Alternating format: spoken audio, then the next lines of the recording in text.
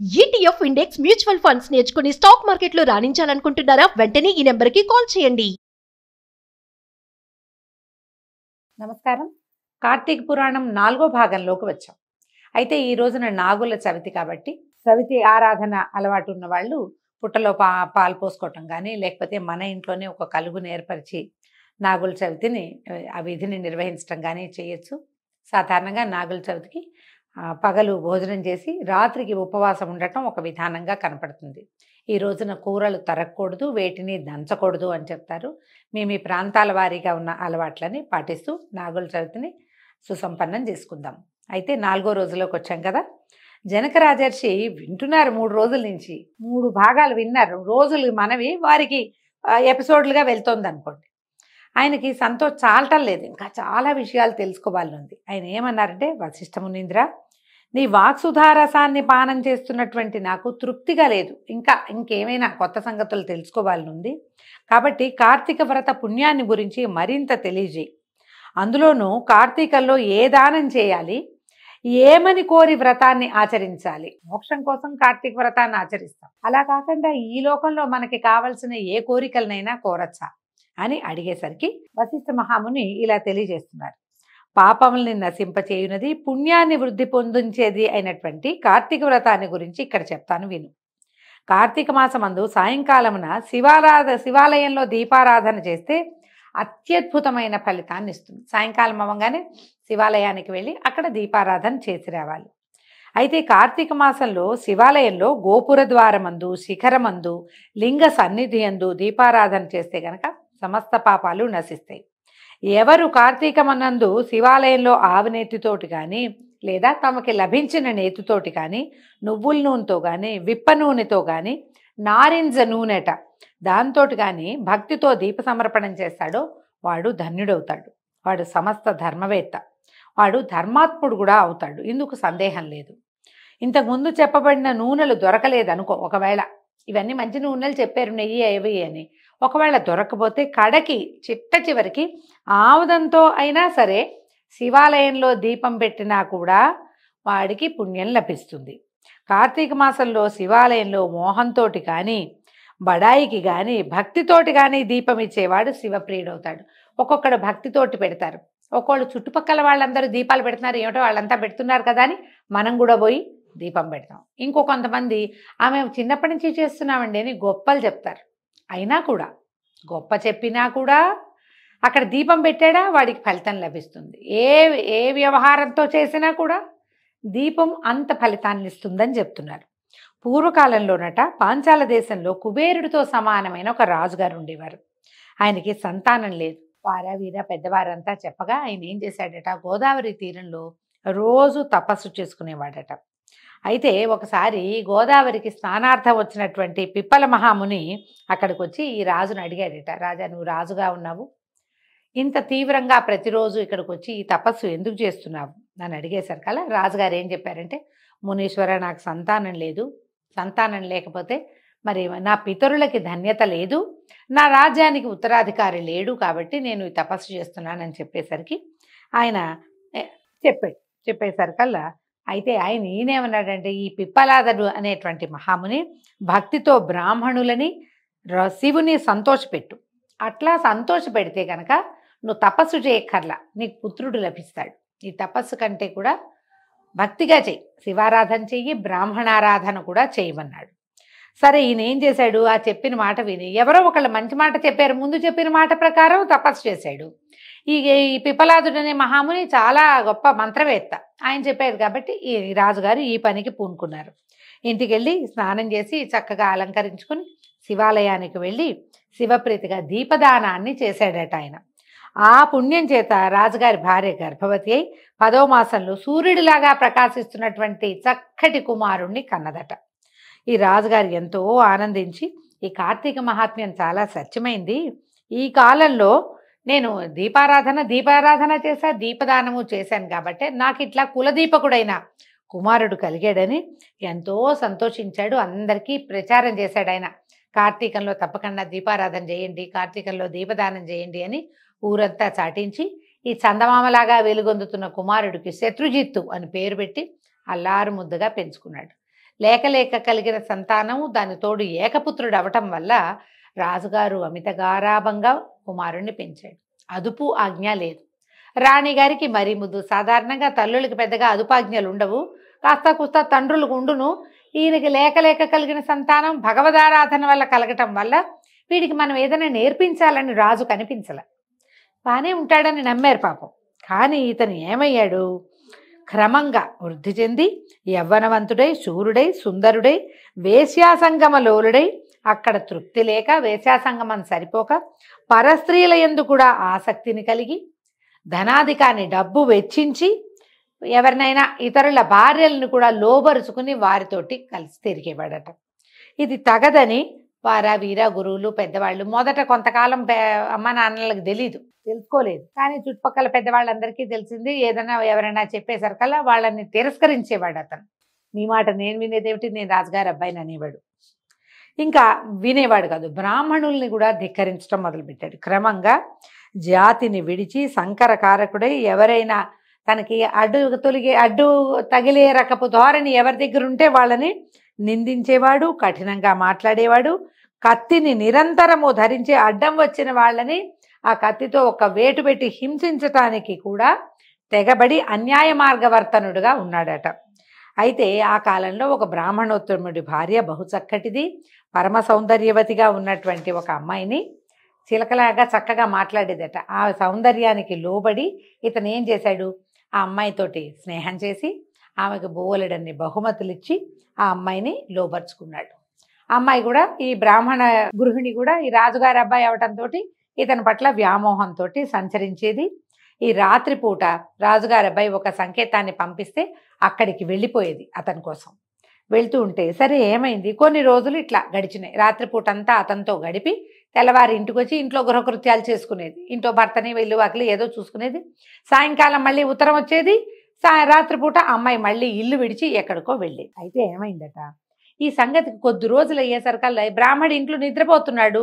అతనికి తెలీదు. ఈ భార్య రోడ్ల మీద పడి తిరుగుతున్న సంగతి చుట్టుపక్కల వాళ్ళు ఎవరో చూసి ఆ బ్రాహ్మణ ఆయనకి తెలియజేశారు. ఆయన ఎప్పుడో ఒకప్పుడు ఈమెని పట్టుకోవాలి, ఈ పని చేస్తూ ఉండగా పట్టుకోవాలి, ఆమె ఇంట్లో నుంచి బయటికి వెళ్ళినప్పుడు పట్టుకోవాలని ఎప్పుడు నిందితమైన నడక కలిగినటువంటి తన భార్యని, ఆమెని తోటి స్నేహం చేస్తున్నటువంటి ఈ రాజకుమారుణ్ణి ఎప్పుడో ఒకప్పుడు చంపేయాలని ఉండేది ఆ బ్రాహ్మణ ఆయనకి. తన జాతికి విరుద్ధంగా ఆయన కూడా ఒక కత్తిని ధరించి తిరుగుతుండేవాడట. కొంతకాలం గడిచాక ఒకనాడు కార్తీక పౌర్ణమి నాటి రాత్రి దైవవశాత్తు ఆ రోజున సోమవారం కూడా కలిగిందట. సోమవారము కార్తీక పౌర్ణమి. బ్రాహ్మణ స్త్రీ రాకుమారుడు వీళ్ళు అనుకున్న స్థలంలో ఎక్కడికో సంకేత స్థలంలో కలుసుకున్నారు. అక్కడ ఎవరో మనుషులు ఉన్నారు. ఉండేసరికల్లా ఇంక ఈ మనుషులు ఉన్నారు, ఇక్కడ మనం ఎట్లా ఉంటామని అనుకుని వీళ్ళిద్దరూ ఏం చేశారట, ఒక పురాతనమైన శివాలయంలోకి ప్రవేశించారు. ఎక్కడ నరమానవుడు లేడు, అక్కడికి ఎవరు పెద్దగా వచ్చేవాళ్ళు లేరు. కొంత పాతబడింది, పాడుబడినట్టుగా ఉంది. ఆ శివాలయంలోకి లోపలికి వెళ్ళాక లోపలంతా అంతరాలయ ప్రవేశం చేస్తే ఆడెక్కడ చీకటి గుయ్యారంగా ఉంది. దాంతో ఈ అమ్మాయి ఏం చేసిందట, చీర అంచు చింపి ఒత్తిగా బాగా నలిపిందట. ఈ లోపల రాకుమారుడు ఏం చేశాడట, బయటికి వెళ్ళి కొంత ఆముదాన్ని తీసుకొచ్చాడు.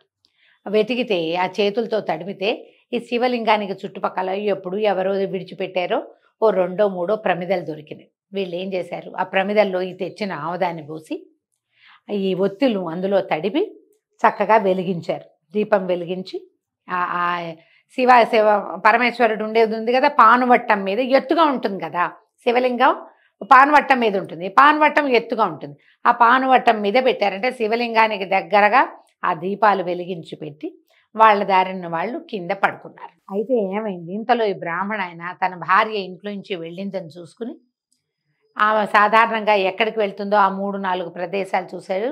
చూసిన తర్వాత ఎవరైనా స్త్రీ పురుషులు వెళ్ళారా అని ఆ రాత్రిపూట కొంతమంది బయట కాపలాలు పడుకునే వాళ్ళు ఉంటారు, వాళ్ళని కనుక్కుంటూ నిదానంగా ఈ శివాలయానికి చేరాడు. ఈ జీర్ణ శివాలయంలోకి చేరి చూస్తే లోపల ఏకశయ్యాగతులుగా కనపడ్డారు ఈ బ్రాహ్మణ స్త్రీ రాజకుమారుడు. కనపడేసరికి అతను ఏం చేశాడు, లోపలికి తలుపు దోసుకుని లోపలికి వచ్చేసి ఈ ఏకశయ్యాగతులుగా కనపడుతున్నటువంటి వాళ్ళిద్దరిని ఏం చేశాడు, తన కత్తితోటి నరికేశాడు. అయితే ఏమైంది, ఈ అమ్మాయిని ముందు కొట్టేశాడు. ఎప్పుడైతే ఆవిడ కేకలు పెట్టిందో, కేక పెట్టేసరికల్లా రాజకుమారుడు దిగ్గున లేచేసరికల్లా అతనికి ఒక కత్తిగాటు తగిలింది. కానీ ధూర్తుడవటము, ముందు నుంచి తెంపరి వాడవటంతో రాకుమారుడు ఏం చేశాడు, తనకి దెబ్బ తగులుతుంటే తను కత్తి పుచ్చుకుని తిరిగేవాడు. ఆ కత్తి ఆ పక్కనే ఎక్కడో పెట్టాడు. చేతులతో తడుకుని ఆ దొరికిన కత్తితోటి ఆ బ్రాహ్మణాయన్ని కూడా ఒక్క వేటు పెట్టేశాడు. ఇప్పుడు బ్రాహ్మణుడు, ఆయన భార్య, ఈ రాజకుమారుడు ముగ్గురు మరణించారు. అది ఎక్కడ జరిగింది, ఈ పురాతనమైన జీర్ణమైపోయి ఉన్న శివాలయంలో, శివ సన్నిధానంలోనే ఈ 3 హత్యలు జరిగేసరికల్లా పైగా ఆ రోజు కార్తీక పౌర్ణమి, సోమవారం. అలాంటి పర్వదినంలో ఈ మరణం సంభవించడంతో పాశహస్తులైన యమకింకర్లు వచ్చారట. వచ్చేసరికల్లా శివరేత్ర భయంకరులైనటువంటి శివకింకరులు కూడా వచ్చారు. వాళ్ళతో పాటు యమకింకర్లు వచ్చారు, శివకింకర్లు వచ్చారు. శివదూతలు ఏం చేశారు, ఈ చనిపోయి పడి ఉన్న రాజకుమారుణ్ణి, బ్రాహ్మణ స్త్రీని, అంటే చేయకూడని సంబంధాన్ని కలిగి ఉన్నటువంటి వాళ్ళిద్దరిని విమానం మీద ఎక్కించుకున్నారు. ఈ యమదూతలు ఏం చేశారు, ఆ పక్కనే పడి ఉన్న ఈ బ్రాహ్మణాయనకి కత్తిగాటు తగిలిందిగా, ఆయన పట్టుకున్నారు. ఈ రకంగా భార్యకి, రాజకుమారుడికి కైలాస గమనము, తనకి యమలోక గమనాన్ని గ్రహించాడు ఈ బ్రాహ్మణ జీవాత్మ. అప్పుడు అడిగాడు, ఓ శివదూతలారా, నా భార్య జారిని, ఆమె దుర్వ్యవసాయం కలిగిన స్త్రీ, ఆమెతోటి ఆ వ్యవసాయంలో పాల్గొన్నవాడు ఈ పక్కనున్న రాకుమారుడు, వీళ్ళిద్దరిని మీరు తీసుకెళ్తున్నారు. సాక్షాత్తు శివుడుల్లే కనపడుతున్నారు, ప్రతి వాళ్ళు పరమేశ్వరునిలాగా కనిపిస్తున్నారు, విభూది పుండ్రాలు అవి ధరించి.